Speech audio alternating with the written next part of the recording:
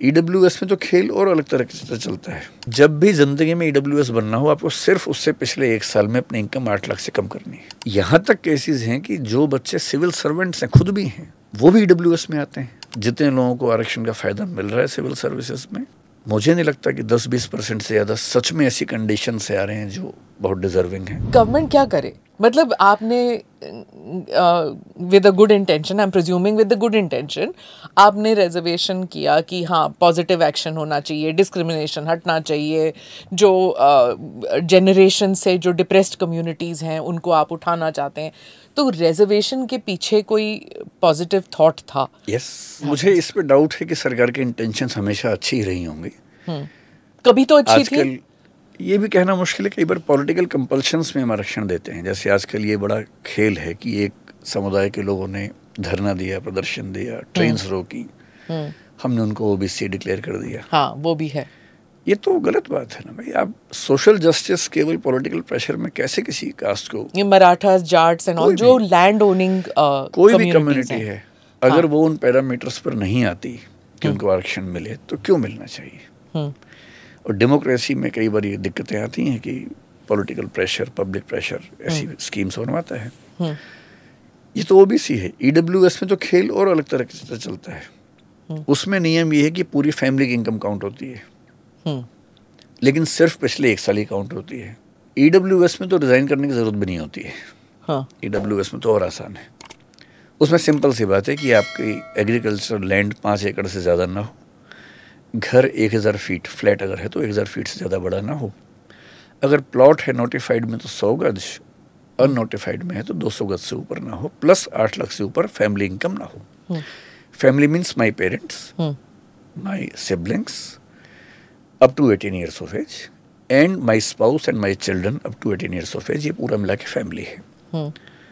अब मैं कई केसेस जानता हूँ इस तरह के, अगर किसी के पेरेंट्स खेती करते हैं फिर तो कोई दिक्कत है ही नहीं। हमारे देश में मेरे ख्याल से 90% के आसपास लोग अनऑर्गेनाइज सेक्टर में काम करते हैं। 80 से ऊपर तो हैं ही।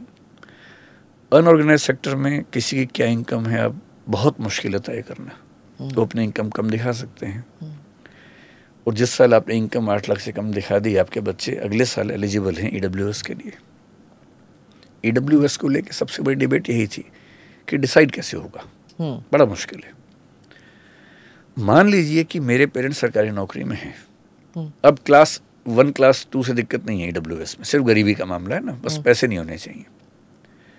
आई नो सच फैमिलीज जिनके पास जमीन थी बहुत ज्यादा, 4.9 एकड़ छोड़ के बाकी सब बेच दी है, ये किसी और के नाम पे कर दी है, क्योंकि 5 एकड़ की क्लॉज है।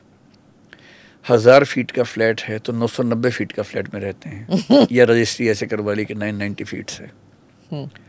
अब 8 लाख की इनकम नहीं होनी चाहिए, तो क्या करते हैं? मान लीजिए हस्बैंड वाइफ दोनों कमाते हैं, दोनों की इनकम लेट अस अज्यूम की महीने की 1-1 लाख रुपए है, या दोनों की मिला के 1 लाख है, साल की 12 लाख इनकम है, बच्चे को एग्जाम देना है। इनमें से एक मेंबर 8 या 9 महीने के लिए मेडिकल लीव ले लेगा, लीव विदाउट पे। अब साल भर की इनकम जो है दोनों के मिला के, उस इनकम टैक्स रिटर्न में ITR में 7,90,000 रुपए आई। So the child is eligible to be EWS in the next attempt. यहाँ तक केसेस हैं कि जो बच्चे सिविल सर्वेंट्स हैं, खुद भी हैं, वो भी EWS में आते हैं। कैसे आते हैं? कि मान लीजिए फैमिली इनकम 2 लाख रुपए की है, ये बच्चा किसी सर्विस में आ गया, मान लीजिए कि डानिक्स में आ गया, DANICS I hope you understand, join भी कर लिया है। इसकी सैलरी महीने की मान लेते हैं कि 70,000 रुपए है, which comes to 8,40,000 in a year। 2 lakh घर से भी है। अब कैसे मैनेज करेगा? अब ये खुद 4 महीने की छुट्टी लेगा, और जैसे 4 महीने की छुट्टी ली, इसकी इनकम और पेरेंट्स की इनकम मिला के कितनी बनी? 7,90,000 बनी। Just on the basis of ITR it is decided, and that too of the last year। यानी जब भी जिंदगी में EWS बनना हो, आपको सिर्फ उससे पिछले 1 साल में अपनी इनकम 8 लाख से कम करनी है, and you get reservation. I am not questioning the intention of the government, पर मुझे नहीं पता ये लोग कैसे काम करते हैं। मैं हंसी मजाक में बच्चों को समझाता हूँ कि सरकार बहुत क्यूट है हमारी, इतने क्यूट लोग हैं, मतलब लोग मजाक बना के चल रहे हैं आपकी पॉलिसीज का। आपने बड़ी अनुमान कर सकते हैं कि एक अच्छी नीयत से आपने एक पॉलिसी बनाई कि समाज में लेवलिंग होनी चाहिए, जो कि ठीक बात है, पर फायदा उठा कौन रहा है?